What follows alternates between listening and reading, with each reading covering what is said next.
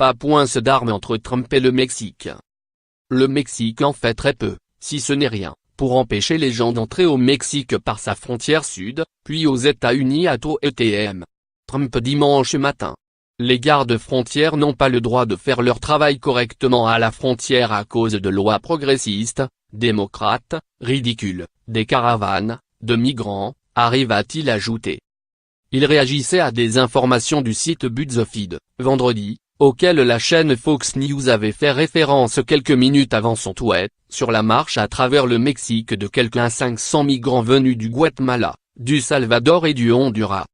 Parti le 25 mars de la ville mexicaine de Tapachula, à la frontière du Guatemala, les hommes, femmes et enfants participant à cette marche espèrent entrer en Californie à la hauteur de la ville mexicaine de Tijuana, sur la côte ouest. La nuit dernière, ils avaient marché environ 500 km et se trouvaient dans la région de Oaxaca. En faisant voyager les migrants en groupe et à la vue de tous, les organisateurs, une organisation de volontaires appelée Pueblo Sin Frontera Peuple sans frontières, espèrent les protéger des autorités mais aussi des gangs et des cartels dont ils sont régulièrement victimes quand ils sont isolés. Les républicains doivent faire approuver des lois sévères maintenant et le Mexique doit arrêter le flot de drogue et de gens, ou j'arrête leur vache à lait, l'accord de libre-échange entre les États-Unis, le Canada et le Mexique, a poursuivi Donald Trump.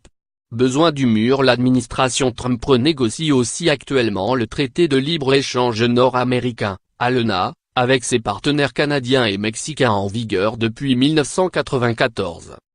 Le président américain n'a pas obtenu le financement qu'il souhaite pour son mur dans le budget adopté le mois dernier par le Congrès. Le chiffre de 25 milliards de dollars a été un temps avancé, et il espère convaincre le ministère de la Défense, qui vient d'obtenir une enveloppe record, de débloquer les fonds nécessaires. Au Mexique, les candidats à l'élection présidentielle du 1er juillet ont débuté dimanche leur campagne en répondant à la diatribe de Donald Trump. Le candidat de gauche Andrés Manuel López Obrador, favori des sondages, a déclaré qu'il allait exiger du respect pour les Mexicains. De son côté, Ricardo Anaya, qui dirige une coalition de partis de droite et de gauche, a exigé de la fermeté et de la dignité après les déclarations du président américain, ajoutant que le phénomène migratoire préoccupe autant le Mexique que les États-Unis. Il a également mis en cause la responsabilité américaine en matière de trafic d'armes. 80% des armes avec lesquelles on assassine des gens dans notre pays proviennent des États-Unis.